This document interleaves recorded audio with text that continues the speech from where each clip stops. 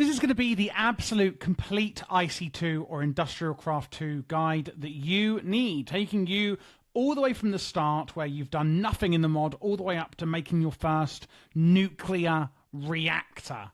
So I'm just going to throw these nuclear fuel rods away because I don't need them right now, and let's get started. So the first thing you are going to need to get is some rubber. Let's talk about rubber and let's talk about the tools we're going to be using at the start of IC2. So the first thing is there is a wrench you can make, and this is made with bronze ingots. Generally, you can put 3 pulverized copper and 1 tin together to make bronze blends, and then you can just put that in a smelter. If you're not sure how to do that, I will be showing you how to use it in the macerator shortly. So once you've got the wrench, I do want to make sure that you get the new wrench. You can see on the title here, it says wrench new. You don't want to get the just wrench. The new one is just a lot better. That's the old one, basically, and they've left it in. We also have a cutter, and we also have a forge hammer. So the cutter is used for basically making plates into cables, which is what you're going to be using as your energy cables. And the hammer is how you make the plates that I just mentioned. You can then make plates into casings with your hammer, and you can also hit your ingots like this into plates. So the first thing I mentioned is rubber. How do we get rubber? Well, you're going to be looking for these trees here, which are rubber wood trees. So when you're looking at the rubber wood trees, what you're going to find are these little notches on them, which is the rubber. Now, to actually harvest these, which we are going to be harvesting for sticky resin, you will need this here, a tree tap. It's usually very easy to make with some basic wood. You're going to right-click the notch, and you can see the resin flies out. Now, can you see that the notch is actually still there very faintly? That does mean that it will grow back. So if you hit the tree once with a tree tap, you know it will definitely grow back. If you keep hitting it, you may have just seen that, some more flew out, and it's still there. If I use it again, nothing happened. If I use it again, nothing happened. I use it again. Oh, some more just came out. And then I use it again, and the notch has completely gone. So you're basically trying your luck. Can I get some more out of here without it completely vanishing or not? Once it has completely vanished, that will never, ever grow back on this tree. You can, of course, just farm these trees if you want and just take all the notches off them, or you can leave them to grow back and have loads of them where they're constantly regrowing back, and you just keep using your tree tap to get more sticky resin. You can then put this in a furnace to then make it into rubber. So, before we get on to what we're going to do with our rubber, let's actually have a look at some better options for smelting. The iron furnace here, very easy to make, is actually, I think it's 25% more efficient than a normal Minecraft furnace, and this is makeable with IndustrialCraft 2. After that, we're going to start wanting to use power. So how do we make power in really early game IC2? Well, a generator is the best and efficient way. If we right click on the generator, you can see we could just put coal or any combustible materials in here, and it will burn them up and make electricity known as EU.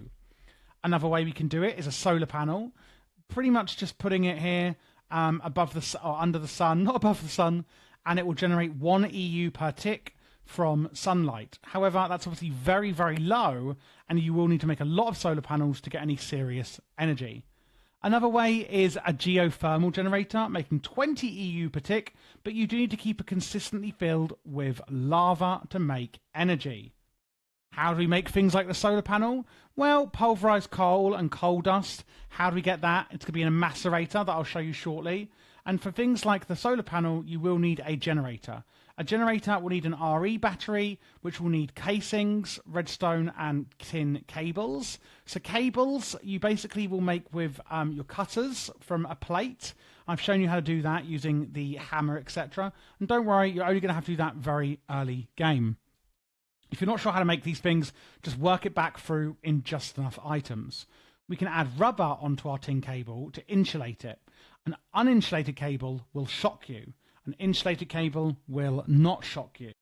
So we can make RE batteries and things like this, electronic circuits. Again, that's made of copper cable that is insulated and an iron plate, etc. And these are the basic components you'll be making in IC2, and the recipes are quite simple when you look in JEI.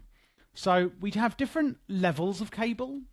We have tin cable, which is low voltage at 32 EU a tick, and then the insulated version, copper cable, and insulated, gold, which is obviously, higher and higher voltages here. Now, we can insulate it ×1, and then we can insulate it ×2. ×2 will not do you any damage, ×1 will just do less damage.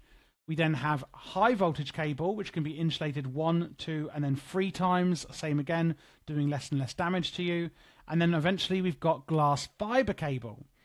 These cables also will have some loss. I'm going to show you in JEI because it's easier. So we can see that the tin cable is a 32 EU per tick with 0.2 loss per block. So the longer the distance, the more loss. Copper cable, again, same loss, but generates 128. Gold is 512. High voltage is 2048. And then glass fiber can transmit 8,000 EU a tick, but it actually has very low loss as well, meaning it is the best cable that you can get in the game. One thing I do want to say is that some machines, notably all of these machines here, are low voltage, meaning you only need to use tin cable.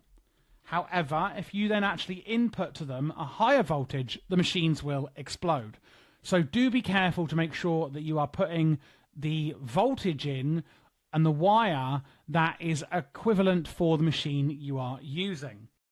Now, if I go into here and I look at something like an electric furnace, which is one of the first tier 1 machines you'll make, you can see here it says power tier 1. So you know that tier 1 is going to be low voltage, tier 2 is medium voltage, etc. So you can't really, get caught out as long as you check which tier it is. And we can go by the tier of cable here and the power that you're generating.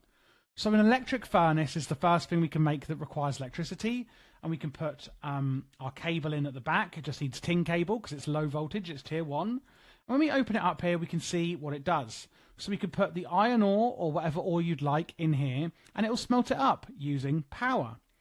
We have these slots on the right-hand side, and we will have these in a lot of machines, and these are upgrade slots. I can hover over the blue eye icon here to see what upgrades are actually available. So we've got an overclocker upgrade, a transformer upgrade, an energy storage upgrade, etc. An overclocker upgrade basically are these ones. Now, if I get loads of them, if I put one in here, what you can see is that it decreases the process time to 70%. So let's get some iron ore so you can see how this works.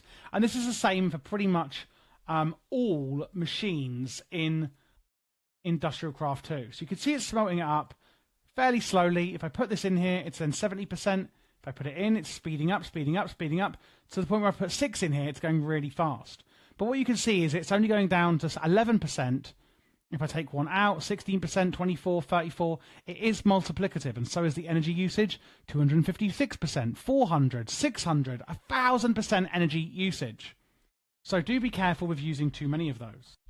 Another thing we can put in here is transformer upgrades, meaning it will go from a tier 1 to a tier 2 machine, a tier 3 machine, a tier 4, and a tier 5 machine. It increases the energy input by 4 tiers, meaning you can actually add high voltage and extreme voltage, etc. into this machine using these upgrades.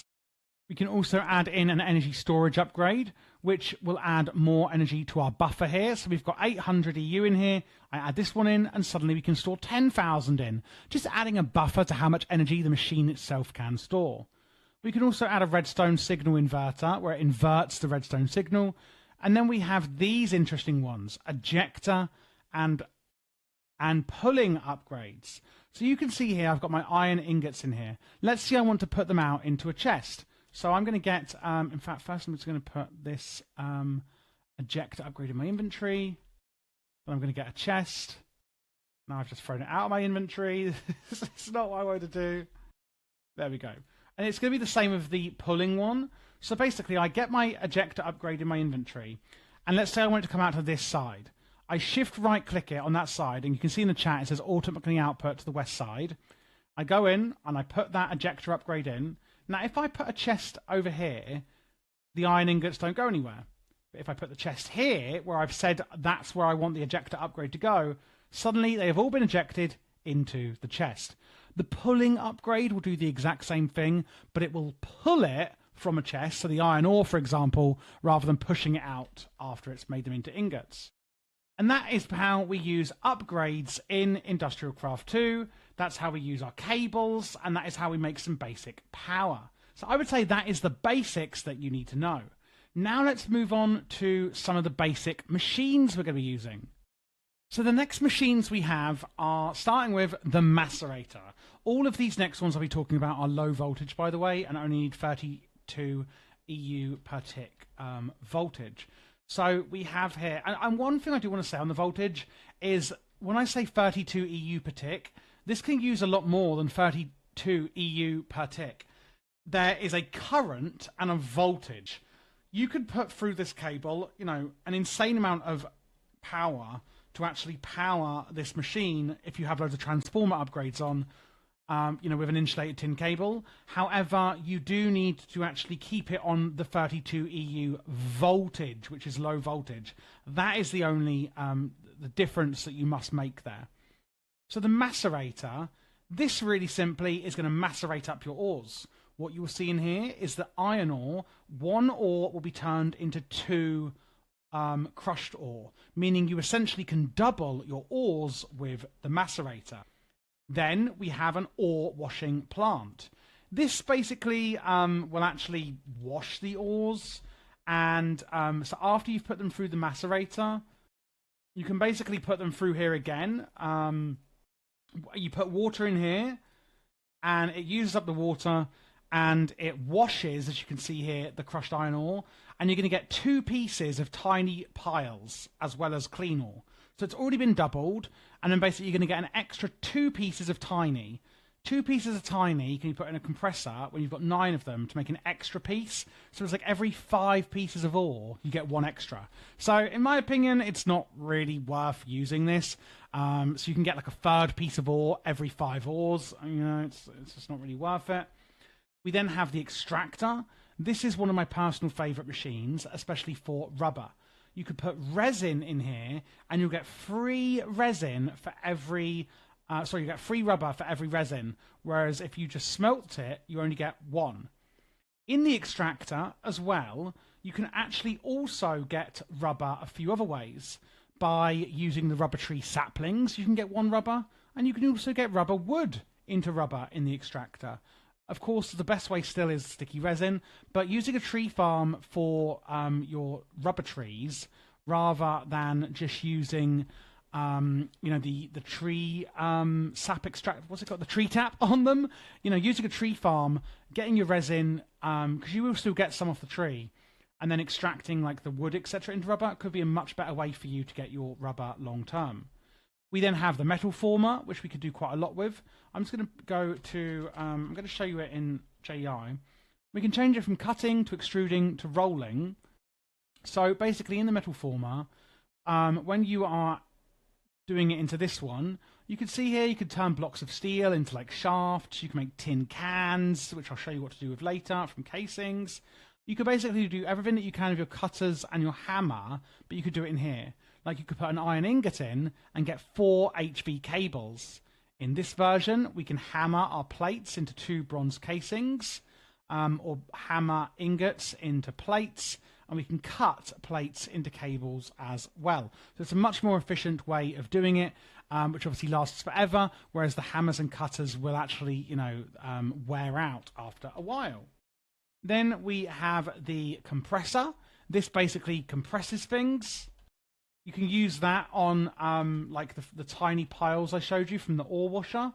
You can see here you can make ingots into blocks, plates, etc., things like that. Snowballs into snow. There's some really useful things here. Coal chunks into diamonds. Oh, this is a fantastic way of doing that. So you can use literally a block of iron or bricks, etc., with compressed coal balls. Coal balls are made from pulverized coal into flint, etc. And eventually you can then compress the coal ball into a compressed coal ball, put the compressed coal balls around, you know, your block, get a coal chunk, and then put the coal chunk into a compressor, and you can literally make unlimited diamonds. It's a free way of getting diamonds in IndustrialCraft 2. That's another amazing thing in the compressor. We then have the recycler, And this is another really interesting one. We're actually going to be using this a lot later in IC2 to make UU matter, where we can duplicate anything in the game. Basically, we could put anything in here, and it will treat it equally into scrap. So you can see here I've got a stack of scrap. You can see here it's putting my dirt in, and it's just got a 12% chance. You can see it's not making much because it is only a 12% chance, but it actually does make scrap. Scrap can be made into scrap boxes, which you can burn. You can make it into fertilizer with bone meal, but that is how we use the recycler. Next up, we have the pump, and you can right-click this with your wrench, specifically the wrench new. And what we could do with the pump is we can put it above a 5x5 body of water, and you can see the grate here. So if I right-click the wrench here, oh my god, if I can get out of this, and it will turn the grate to face this way. Obviously, you want to face it to wherever the water is so it can pump it up. Then if we look in here, we can see how much water is in. You can put a bucket in this slot, and it will actually output, the water into the bucket. Or what we can do is add a fluid ejector upgrade, specifically a fluid one in this machine, and then put a pipe on here to put it into something like a fluid tank. So for fluids, we can use tiny bronze pipes. I'm going to show you. Tiny bronze pipes transferring 400 millibuckets a second. We then have a small bronze pipe at 800, medium at 24, and large bronze pipe for 48. Then we have steel at 800, 16, 48, and 9600, whereas large steel pipes are the best. And you could transfer more and more fluids with those. So this is the smallest and the biggest here. You can also attach a pump attachment where it actually adds how much the pump can transfer. And then if you want to remove that pump attachment, so you place it onto the side of the pump, and then you can right-click it with an attachment remover to remove attachments from the pump. The next one is the solid canning machine. Basically, you put something in here and it cans it. And there is a fluid one, which is here on the screen, you can see behind me. As well. So basically, this can make your nuclear fuel, your uranium, into your fuel rods. Fuel rods are very easy to make in the metal former, and that's how you're going to get your fuel rods for your nuclear reactor later on. And it's also really good for making potatoes and things into tin cans, for filled tin cans. Normally when you eat food in Minecraft, you will actually have to fill them individually, eat them individually. With the filled cans, you actually don't have to do that. You can actually eat them as a stack. So let's say you need to eat 10 items of food to be fully filled up. If you have a full stack of tinned cans in inventory, you can right-click them and just eat the 10 at once automatically. It will eat as many as it needs until you are full, as long as you have enough in your inventory. The fluid one is similar, but you can drain from cells into a tank and fill cells from a tank, etc. You can see here, you can add... you can put water and milk powder in to make milk, and it will kind of enrich these items, as you can see here in the canning machine. Then we have a bat box. This is your early game power storage. So this is the low voltage power storage solution. Now, oh my god, I've broken it. Oh, and here I've got another one. How easy was that? This white dot here is where you're going to output power from. So all of these sides that are blank is where you input power into your bat box. And then this white dot is the side where you're outputting power from the bat box. And it is low voltage. If you want to make it go to high voltage, etc., we have something here called a transformer. So we've got a low voltage transformer. Low voltage comes out of all these white dots. The multiple dots is where you input your medium voltage to actually go down into low voltage. Then we have a medium voltage transformer. The dots output medium voltage. The big dot is for high voltage. Same here on the high voltage transformer. Little dots output high, and extreme or very high, whatever it's called, insane, is 5 dots. And an EV, which I think that's extreme. So you have high voltage and extreme. Again, you've got the dots outputting EV, and the absolute insanity in voltage, whatever it is, coming in here. So if you want to go all the way down, you could go insanity into EV, into high voltage, into medium voltage, into low voltage here. And that is how you use transformers. So if you've got low voltage machines, you want them coming out here, and then you'd have your medium voltage machines here, high voltage here, and extreme voltage here to make sure that they are coming onto the right power. If you do not, your machines will explode, okay, and your cables will burn up. So watch out for that. And that is how we use all of the basic machines, including power storage and transformers.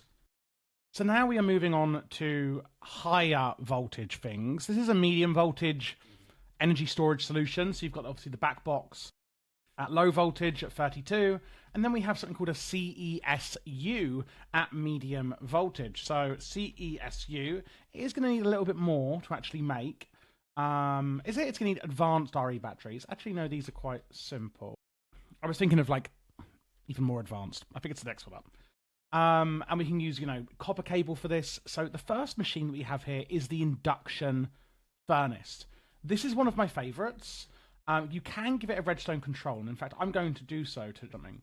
So if we get some iron ore, what you can see in the induction furnace is that it's going to heat up. Now, it won't heat up if there's nothing in it. However, you can put redstone control on, like I just have with a lever, and then it actually will heat up forever, meaning it will get to 100% and then stay there. However, it will always use electricity when it is heating up. So if you don't have much power available, don't leave it on all the time. If you do have a lot of power, then sure thing, do that, because it's going to be working really well for you. If you have like a an ore farm, an ore quarry or something, it's going to be at maximum power all the time anyway, so that's going to be fine anyway. So what you're going to see here is that it's going quite slow. As you can see it's not going that slow, but to make a piece of ore, it is going fairly slow. And the ore isn't coming out because I have got an injector upgrade on this side. It does have 2 slots, so I can put some in this slot as well, and it will actually do 2 at a time, so it is double efficiency kind of already over a standard furnace. And what you're slowly going to see is as the heat goes up and up and up, it's actually going to get faster and faster. And, we're approaching like 18, 19%, and I think already you could tell it is starting to get a little bit faster. And that is basically how the induction furnace works. Basically, the hotter it gets, the faster it works. And this can be a really good way of actually getting your ores smelted really, really fast. Then we have the thermal centrifuge. What we could do on here is you could actually get even more out of your ores. So I showed you earlier macerating them in a macerator to get double ores. And I showed you the ore washer where we can get like an extra 20% out of our macerated ores. Well, this actually goes one step further. In my opinion, it's not really worth it, but you might think it is. So what we could see here is we have purified crushed tin ore, or just crushed. It doesn't matter which one you could put. You could just put in straight from the macerator. And what you're going to get is an extra piece of tiny, well, you're going to get a tiny pile of iron dust. If you put in the just normal crushed, so let me put it this way. If you're putting it straight from the macerator, so you're crushed, rather than putting it through the ore washer, you could put it through and get 2 tiny piles. Whereas if you put the clean one through, you'll get an extra tiny pile, but you'll also get something else. So this is tin ore. So we're going to get pulverized tin, but we're also going to get a tiny pile of iron. Osmium, you're going to get, or just osmium actually, crushed nickel, you could get some platinum. It basically gives you a tiny little chance to get like an extra bit of ore that may be a different ore, etc. So, you can see it's only tiny piles. I mean, if you put platinum through, you can get iridium, which is super rare. So that is a good way of using it. But yeah, you're basically just going to get like, it's an extra chance of getting an teeny bit of extra ore, and that is the thermal centrifuge. And these are our medium voltage machines. Now we're already going up to high voltage at 512, where you're using gold cables, and we have the MFE, which can store 4 million output. And this is the high voltage battery.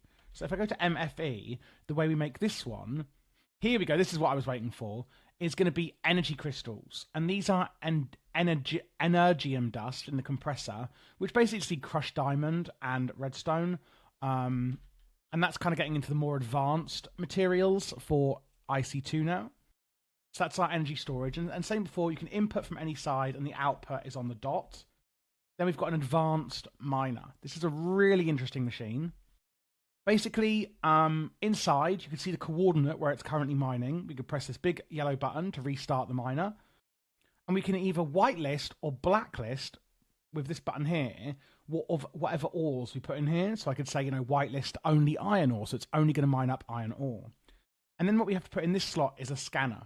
There's an OV and an OD scanner, where the OD is a range of 6 and the OV is a range of 12. And that's going to need another advanced material, an advanced circuit, which basically is an electronic circuit with some extra materials around it. And as I said, the OD scanner is a range of 6, the OV is a range of 12, and that's the range around that it will be scanning for ores and mining up. You can also say, do you want to put Silk Touch on, yes or no, with this button here. Same as usual, you can put upgrades in here, and you can put overclockers in so that it will work really, really fast. And that is the advanced miner, so it's quite good. Only a range of 12, however, but still, I would say it's a pretty cool machine. Now we're getting on to the really cool stuff, okay? So we have a matter fabricator. Now, you may remember I spoke to you about the... Oh, what does it look like? I'm looking for the recycler. Here we go, the recycler that makes scrap. So we're going to take that scrap from the recycler, and the actual main use of it is going to be in a matter fabricator.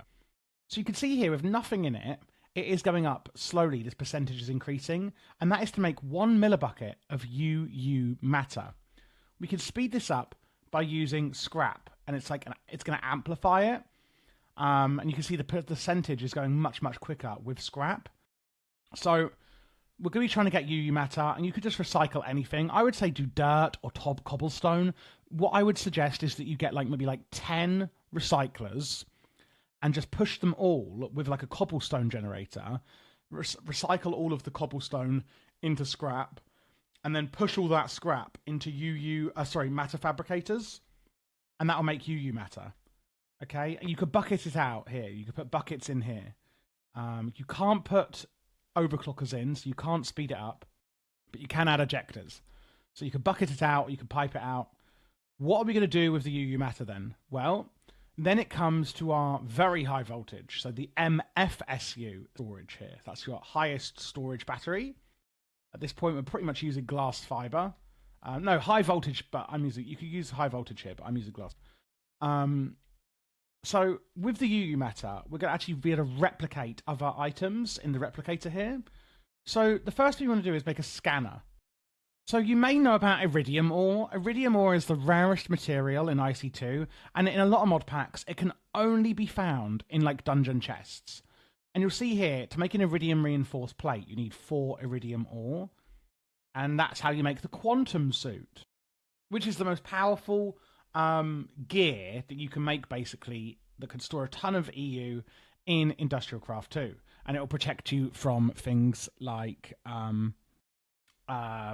radiation and things like that. So it's very, very hard to find. So what we can then do is we can find one piece of iridium ore and we can replicate it, and you can actually replicate anything in here. So what we're going to do is we're going to put in our scanner.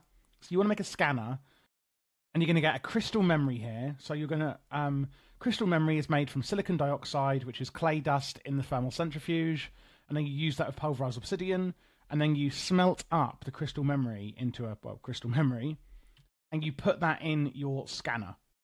And then what you could do is it will start scanning it.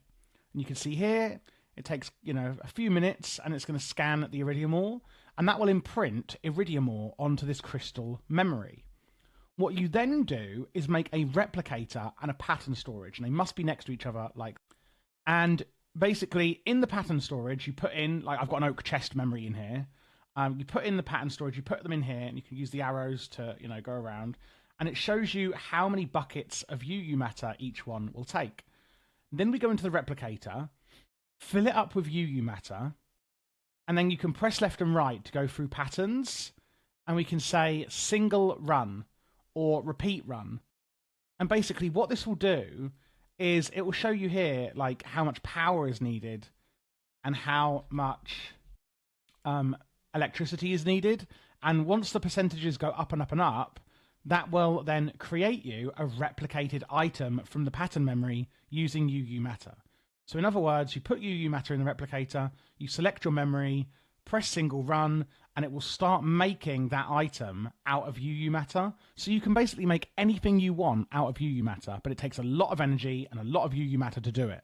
And that is the main way that you're going to replicate iridium, which you can use for really advanced materials in IC2. So it does take a lot of work. It does take a lot of, scrap, a lot of UU matter to do so. But it's kind of like the end game. It's the long game kind of goal that you may have in IC2. And now for the piece de resistance, which is the reactor. So generally, this is my favorite thing in IC2. You are going to need to wear this stuff, the scuba mask, the rubber boots, and the hazmat chest and leggings. I think it's called hazmat suit and leggings to actually stop any radiation. So what we're first going to make is these reactor chambers. Now you'll notice I can't place them. And that is because you do need to store a nuclear reactor with first. So I'm going to put a grass block, place the nuclear reactor, delete the grass block, and now I can place the reactor chambers around the nuclear reactor. You don't have to use all 6. You can actually just you can use none. And if you use none, you have 3 slots available. If you put reactor chambers, it opens up a new column each time. So there's 3 columns left. 1, 2, 3. And now it's the whole thing is open. So that is the entire reactor, for example. So inside, when we click into it, you can see how much energy it is outputting and then the core temperature. If the core gets too hot, it will explode. And I'm talking not just like a TNT explosion. I'm talking nuclear reactor. It's the Terminator kind of nuclear explosion. So you want to be very, very careful of this. So this here is the layout I recommend.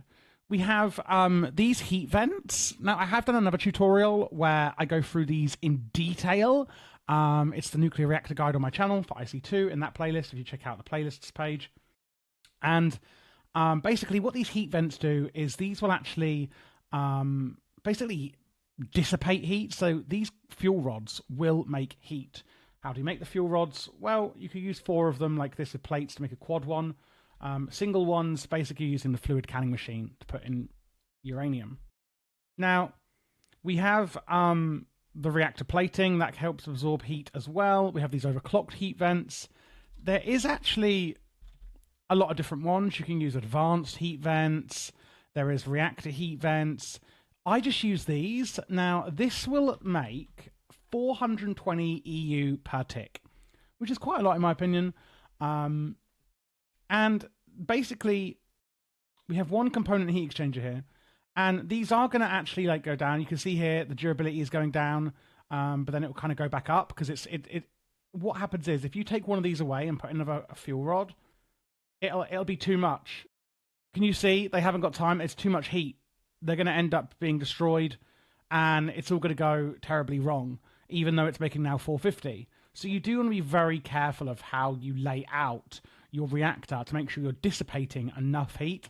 I would say just copy exactly what I have done here and you'll be fine. This is 100% safe. It will never get hot and it will output 420 EU per tick.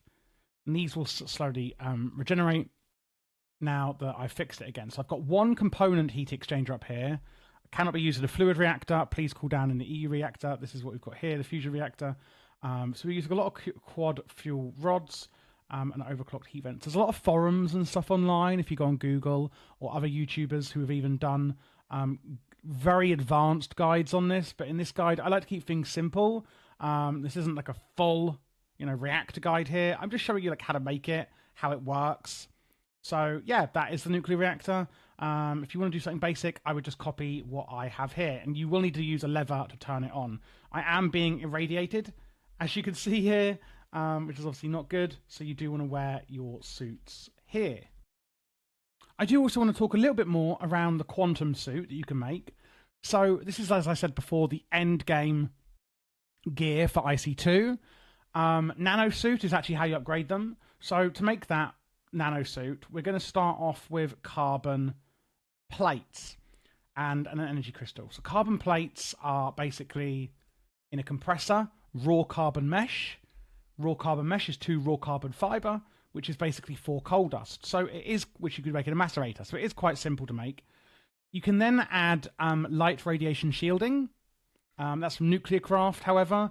If you do have that mod installed, you can add things like that from other mods into the Nano Suit. It will actually work. I don't think I've got any other mods installed. There might be a few others that allow you to do that. But you'll see in JEI if there are. And then what we can then do is upgrade the Nano Suit into Quantum Suit.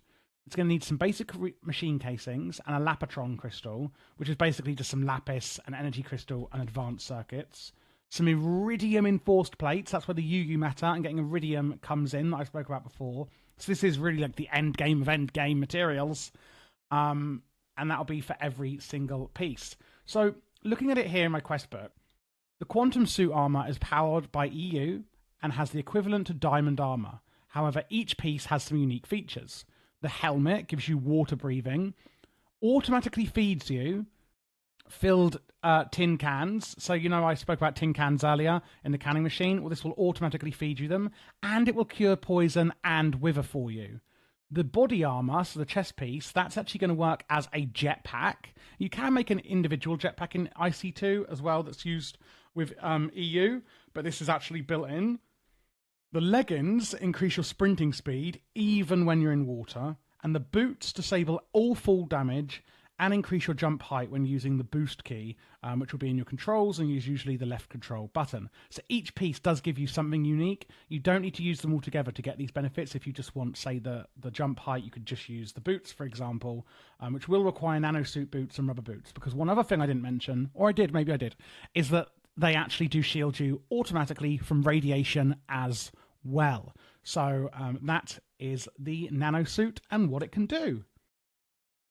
If you'd like to see more guides for this mod, check out the playlist you now see on screen. And do click that subscribe button, because if you check out my channel, you'll see that I am dedicated to actually providing you with guides for every single mod in Minecraft that I can. If you'd like to support the channel or get more one-on-one support, then do consider also joining my Patreon, linked in the description below. However, if you just need a bit of extra help on maybe this mod or a different one, feel free to also join the Discord in the description below, where you can get some help in our Minecraft channels.